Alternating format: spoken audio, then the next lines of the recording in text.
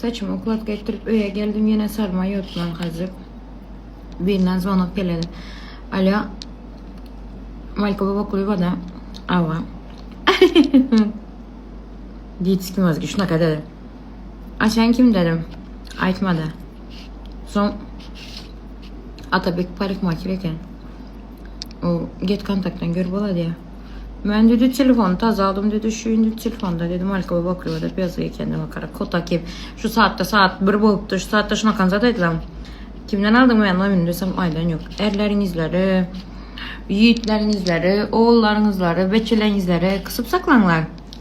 Hı? Kısıp saklanlar. Son kızlar günahkar demenler. Özlerine şunday. Hı? Şimdi bundan sonra şunday bu abi. Kim verdi numaramı diyen de aytmışlar mı? Evet şunday deyip koyamam. Hem vereyim çıkaramam, çıktı koyamam.